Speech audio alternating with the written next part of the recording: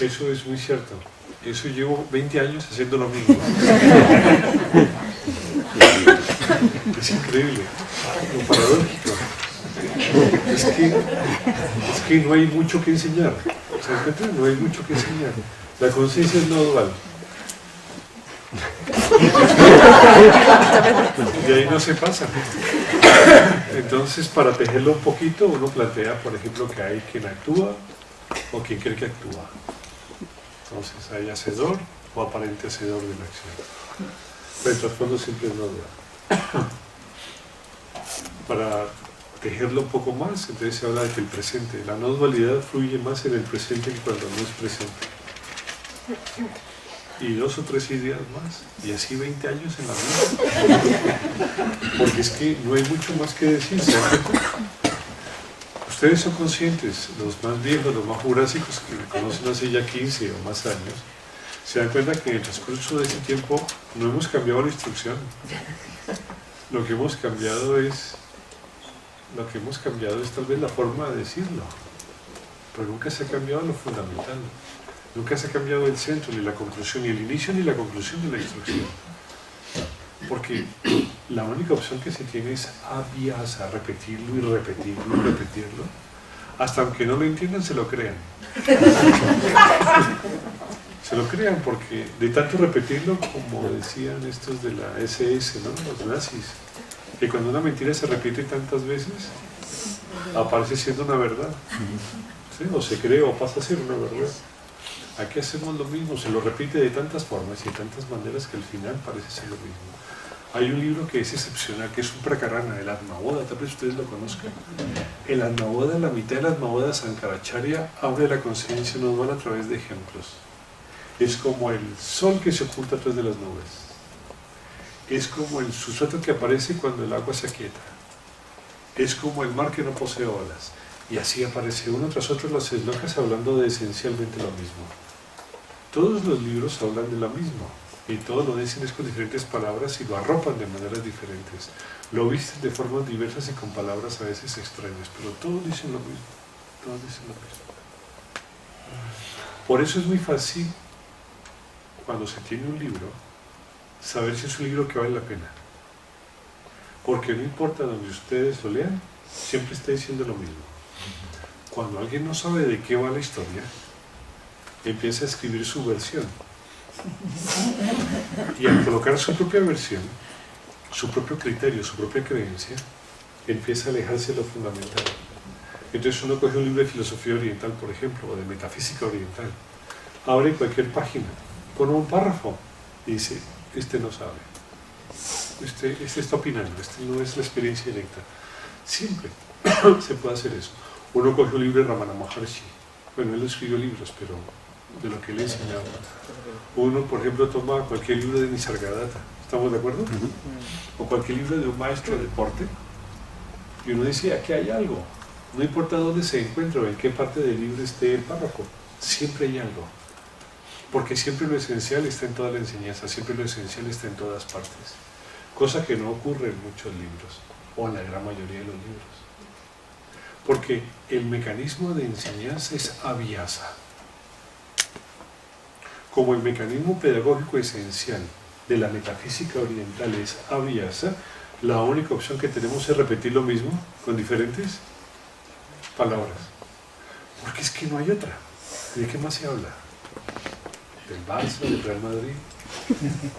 Si uno habla de cualquier tópico, lo que hace es dirigirlo o redirigirlo como ejemplificación a algo que esencialmente lleva a la persona a una profunda disquisición interior sobre el carácter de lo real. Todo tiene que llevar a eso, todo tiene sentido, solamente si lleva a eso. Todo es avyasa. En eso sí soy absolutamente claro y consistente. No existe nada más que avyasa con mecanismo pedagógico. No hay nada más. Dese cuenta el mecanismo pedagógico de cualquier artista, ¿cuál es? No es la repetición, no es la técnica, a eso le llaman ustedes técnica. La técnica es una serie de protocolos que siempre deben realizarse cuando se hace algún tipo de arte. ¿Estamos de acuerdo? Cualquier tipo de arte se basa en protocolos específicos. Inclusive la razón misma se le dan protocolos para que se razone de manera consistente y coherente. Lo que pasa es que cuando se repiten los protocolos y hay una presencia en ellos de manera viva, finalmente se saltan los protocolos y el nacimiento de lo que se crea es superior al protocolo mismo que planteó su nacimiento. Entonces aparece la belleza, aparece el arte, aparece la creatividad, justamente con la ausencia de aquel que sigue el protocolo. La creatividad y el arte mismo y la belleza surge de aquel que al aislarse de su propia condición de seguir un protocolo, de manera extraña se integra con aquello que está experimentando, con aquello que está produciendo, y de esa condición ambivalente, de esa condición no diferenciada y extraña, aparece entonces el nacimiento de lo que es la belleza.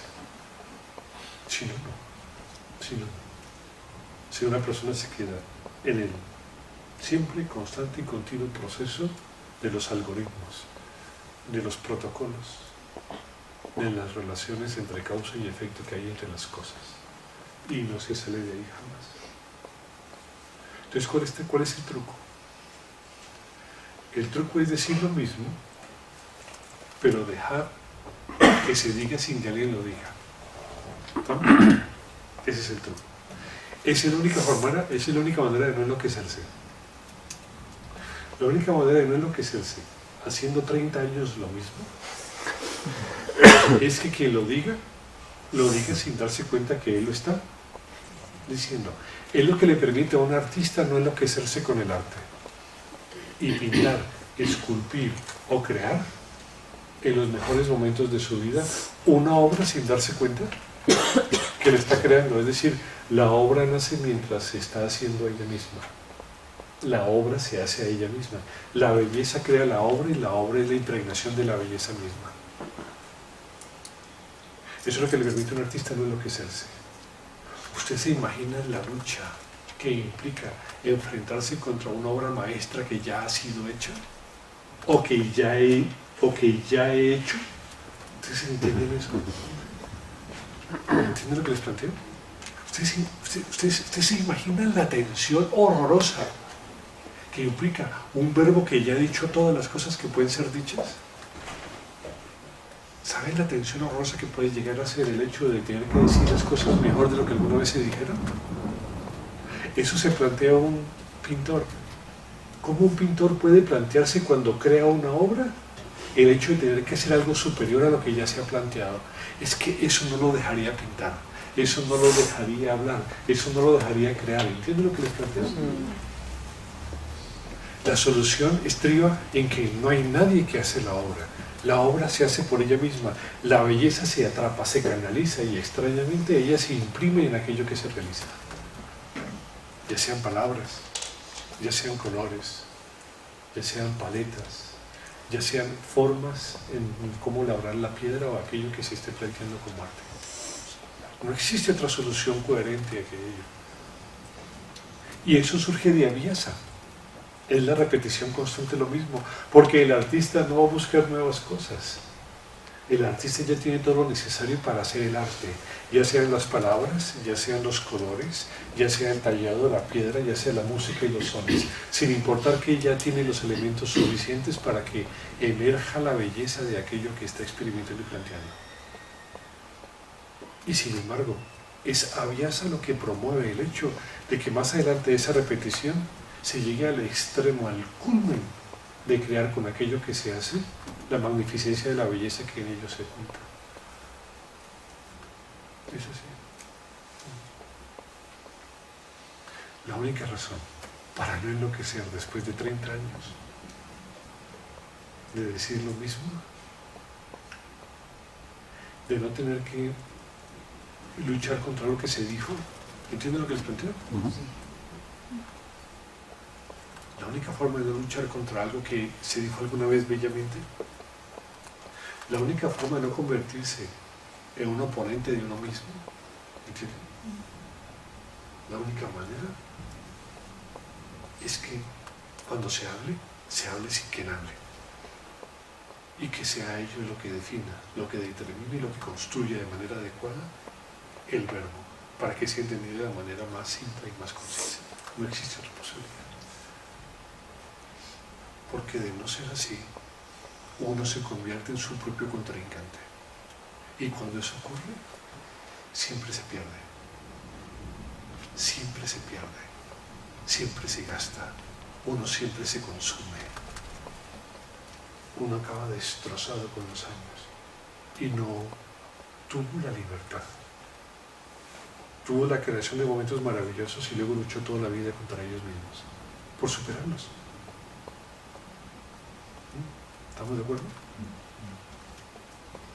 Entonces, Abhyasa, ese es el mecanismo práctico, la repetición constante de una misma verdad, que cuando se enseña bajo el tenor de la ausencia de quien lo dice, la ausencia de quien está allí hablando, entonces emerge de manera natural, como una reacción espontánea que va imprimiendo lentamente en quien escucha, en quien lee, en quien analiza y en quien estudia, la realidad que está como trasfondo de esas palabras que han sido escritas.